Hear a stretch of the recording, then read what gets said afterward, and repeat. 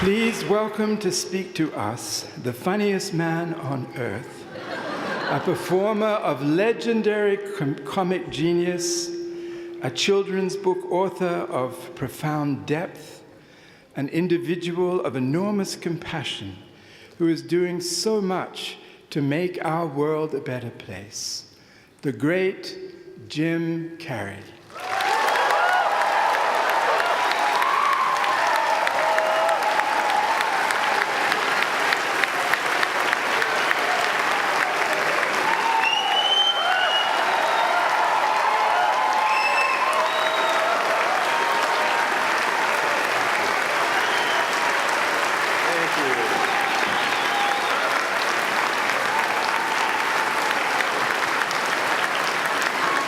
What are you sitting down for? I was going to milk that for a while. You guys can stretch that out in post, right? You can make that longer in the edit. Thank you, Bevin. Thank you all. Jai Guru Dev.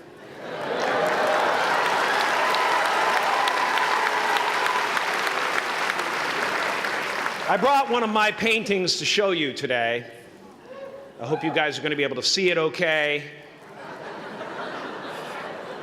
It's not one of my bigger pieces, so you might want to move down front. Get a good look at it. Faculty, parents, friends, dignified guests, graduating class of 2014. And all the dead baseball players coming out of the corn to be with us today. After the harvest, there's no place for them to hide. Fields are empty. There's no cover there. I'm here to plant a seed today, a seed that will inspire you to move forward in life with enthusiastic hearts and a clear sense of wholeness. The question is, will that seed have a chance to take root, or will I be sued by Monsanto and forced to use their seed?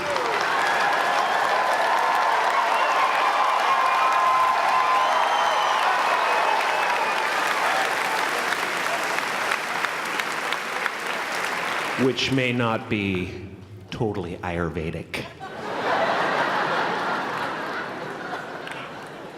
Excuse me if I seem a little bit low energy today, whatever this is.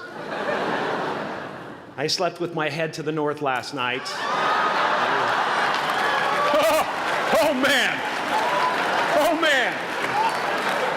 You know how that is, right, kids? Yeah. Woke up right in the middle of Pitta, couldn't get back to sleep till Vata rolled around. Crazy.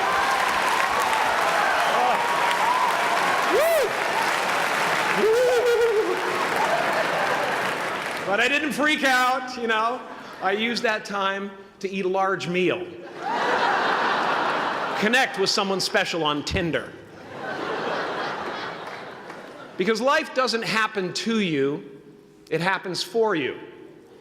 How do I know this? I don't, but I'm making sound, and that's the important thing. That's what I'm here to do. Sometimes I think that's the only thing that's important, really, you know? It's just letting each other know we're here. You know? Reminding each other that we're part of a larger self. I used to think Jim Carrey is all that I was. Just a flickering light, a dancing shadow, the great nothing masquerading as something you can name. Seeking shelter in caves and foxholes dug out hastily, an archer searching for his target in the mirror, wounded only by my own arrows, begging to be enslaved, pleading for my chains, blinded by longing and tripping over paradise.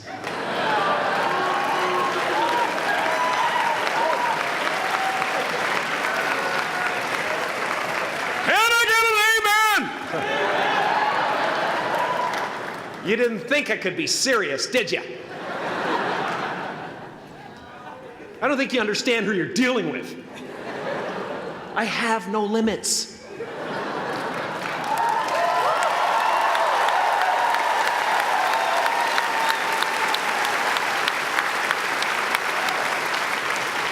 I cannot be contained because I'm the container. You can't contain the container, man. You can't contain the container. I used to believe that who I was ended at the edge of my skin, that I had been given this little vehicle called a body from which to experience creation. And though I couldn't have asked for a sportier model, it was, after all, a loaner and would have to be returned. Then I learned that everything outside the vehicle was part of me too. And now I drive a convertible.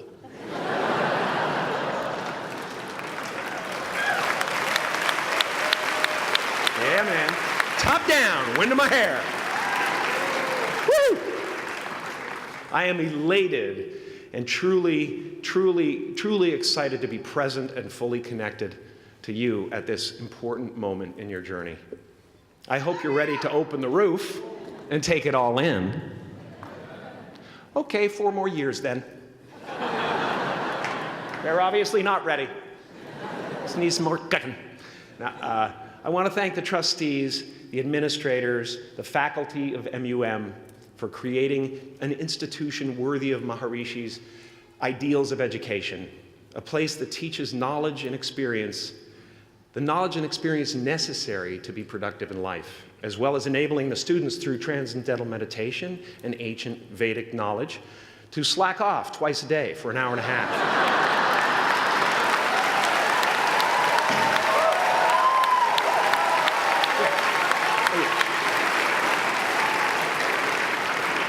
Don't think you're fooling me.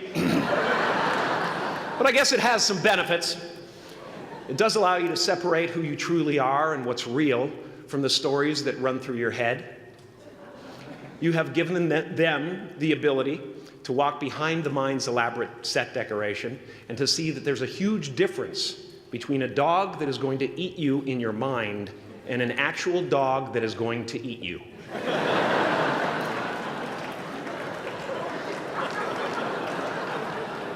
That may sound like no big deal, but many never learn that distinction. And they spend a great deal of their lives living in fight or flight response. I'd like to acknowledge all of you wonderful parents. Way to go. What a fantastic job you've done.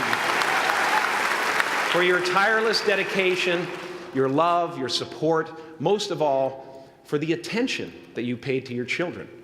I have a saying, beware the unloved, because they will eventually hurt themselves or me. But when I look at this group here, you know, I feel really safe. I do. I'm just going to say it. My room is not locked. My room is not locked. No doubt some of you will turn out to be crooks. But white-collar stuff, you know, Wall Street, that type of thing, you know, crimes committed by people with self-esteem. Stuff parents can still be proud of in a weird way. And to the graduating class of 2017, -3, you didn't let me finish. Congratulations. Yes, give yourself a round of applause, please. Please.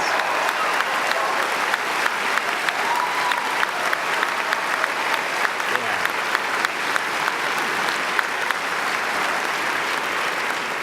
You are the vanguard of knowledge and consciousness, a new wave in a vast ocean of possibilities.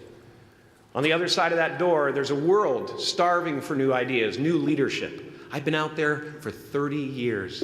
She's a wildcat. Oh, she'll rub up against your leg and purr until you pick her up and start petting her, and then out of nowhere, she'll swat you in the face.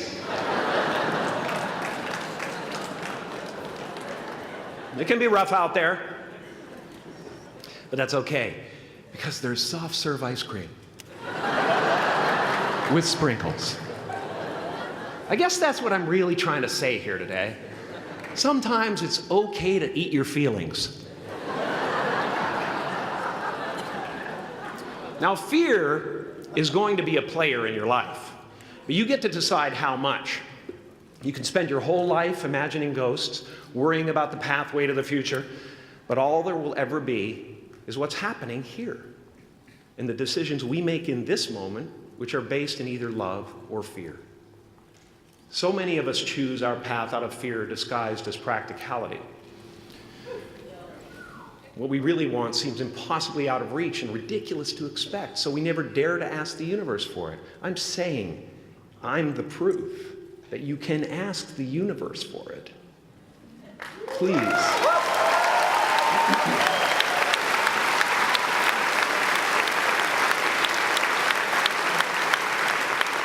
And if it doesn't happen for you right away, it's only because the universe is so busy fulfilling my order.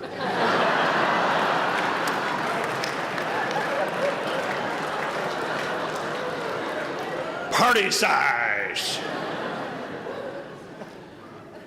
My father could have been a great comedian, but he didn't believe that that was possible for him. And so he made a conservative choice. Instead, he got a safe job as an accountant. And when I was 12 years old, he was let go from that safe job. And our family had to do whatever we could to survive. I learned many great lessons from my father, not the least of which was that you can fail at what you don't want. So you might as well take a chance on doing what you love.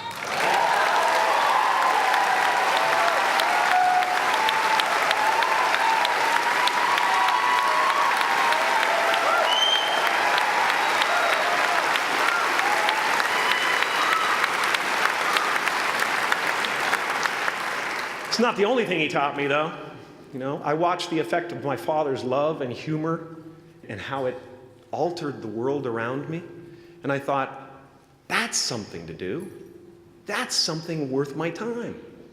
It wasn't long before I started acting up. You know, people would come over to the house and they'd be greeted by a 7-year-old throwing himself down a large flight of stairs. They would say, "What happened?" And I would say, "I don't know. Let's check the replay." I'd go back to the top of the stairs and come back down in slow motion.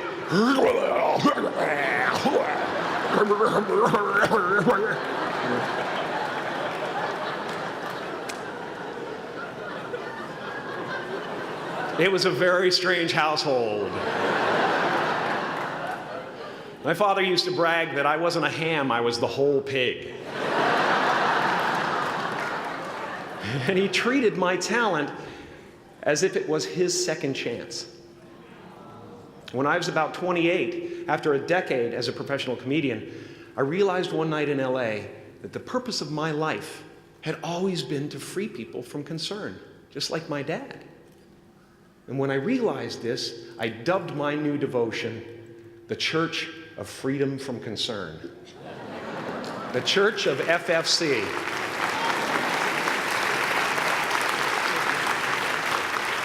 And I dedicated myself to that ministry. What's yours? How will you serve the world? What do they need that your talent can provide? That's all you have to figure out. As someone who's done what you're about to go and do, I can tell you from experience, the effect you have on others is the most valuable currency there is.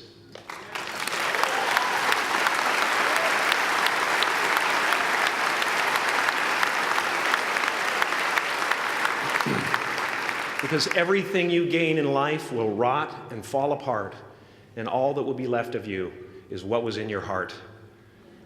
My choosing to free people, from concern got me to the top of a mountain. Look where I am.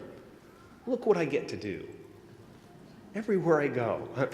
I'm going to get emotional because when I tap into this, it really is extraordinary to me. I did something that made people present their best selves to me wherever I go.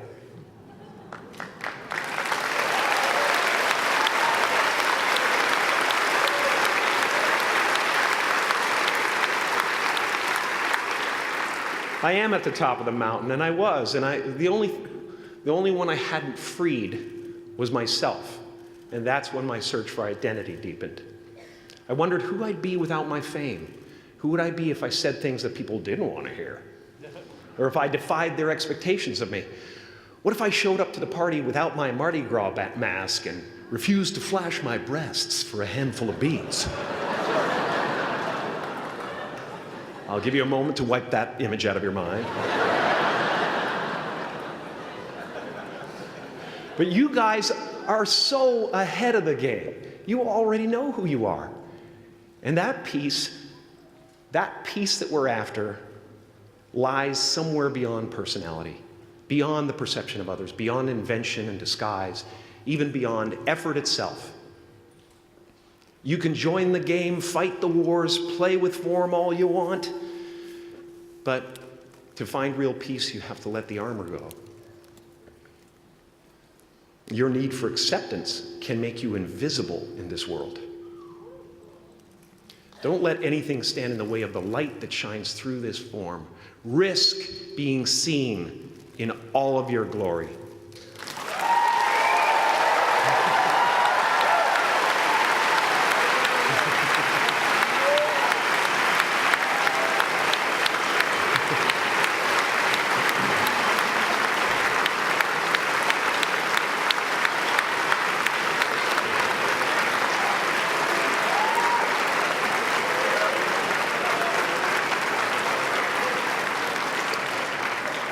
It's not big enough.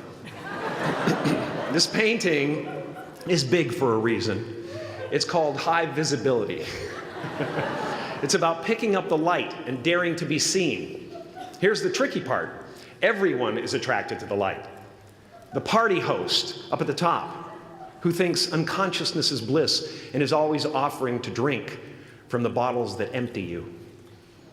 Misery below her. Despises the light, can't stand when you're doing well, wishes you nothing but the worst. The Queen of Diamonds, under him, needs a king to build her house of cards. And the hollow one down bottom there will cling to your leg and say, please don't leave me behind, for I have abandoned myself. Even those who are closest to you and most in love with you, the people you love most in the world, will find clarity confronting at times. This painting took me thousands of hours to complete. And when I was finished, thank you, thousands of hours, yes. I'll never get them back. I'll never get them back. I worked on this for so long. I was weeks and weeks like a madman alone on a scaffolding. And when I was finished, one of my friends said, this would be a cool blacklight painting. So I started over.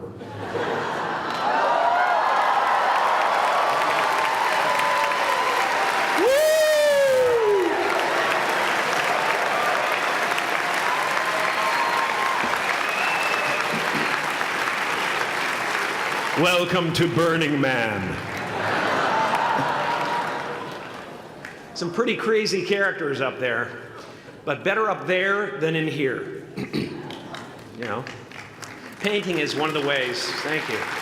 Painting is one of the ways I free myself from concern, a way to stop the world through total mental, spiritual, and physical involvement. But even with that comes a feeling of divine dissatisfaction, because ultimately, we're not the avatars we create. We're not the pictures on the film stock.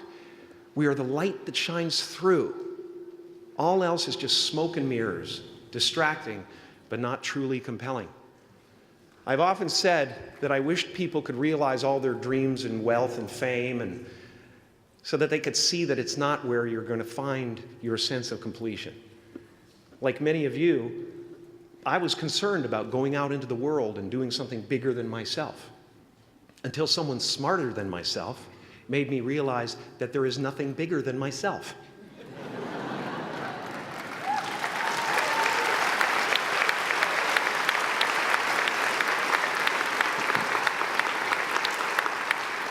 My soul is not contained within the limits of my body. My body is contained within the limitlessness of my soul, one unified field.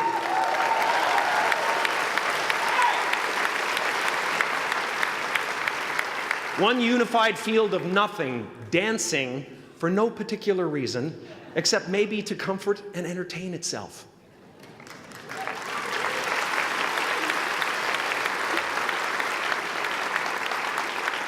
As that shift happens in you, you won't be feeling the world, you'll be felt by it. You'll be embraced by it.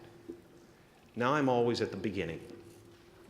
I have a reset button, and I ride that button constantly. Once that button is functioning in your life, there's no story that the mind could create that will be as compelling. The imagination is always manufacturing scenarios, both good and bad, and the ego tries to keep you trapped in the multiplex of the mind.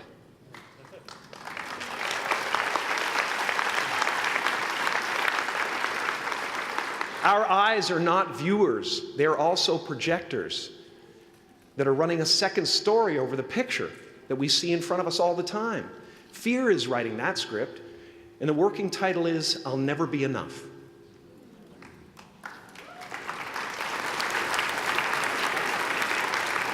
Now you're going to look at a person like me and say, how could we ever hope to reach those kind of heights, Jim? How can we make a painting that's too big for our home? How do you fly so high without a special breathing apparatus? This is the voice of the ego. And if you listen to it, there will always be someone who's doing better than you. No matter what you gain, ego will not let you rest. It will tell you that you cannot stop until you've left an indelible mark on the earth, until you've achieved immortality. How tricky is this ego that it would tempt us with the promise of something we already possess?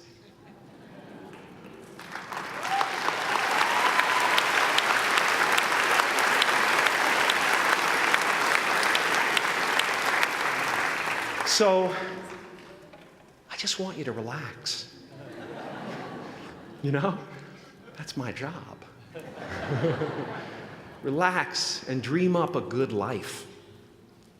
I had a substitute teacher from Ireland in the 2nd grade that told my class during morning prayer that when she wants something, anything at all, she prays for it and promises something in return, and she always gets what she wants. Well, I'm sitting at the back of the classroom, you know, thinking, wow, my family can't afford a bike, you know.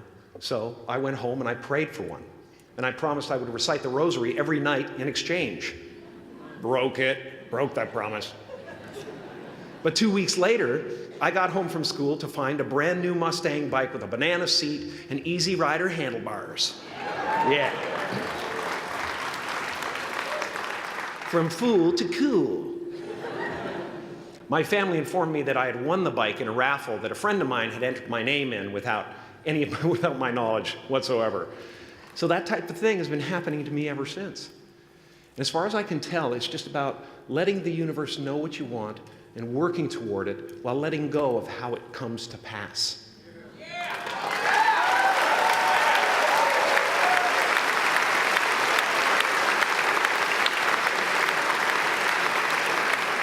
Your job is not to figure out how it's going to happen for you, but to open the door in your head. And when the door opens in real life, just walk through it.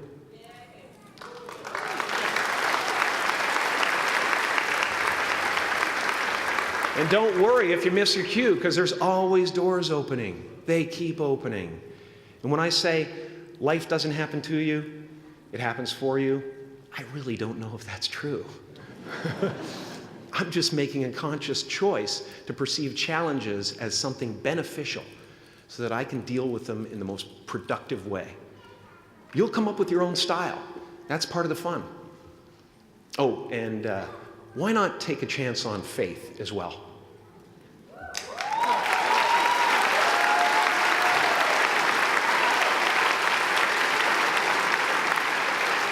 Take a chance on faith. Not religion, but faith. Not hope, but faith. I don't believe in hope. Hope is a beggar. Hope walks through the fire, and faith leaps over it.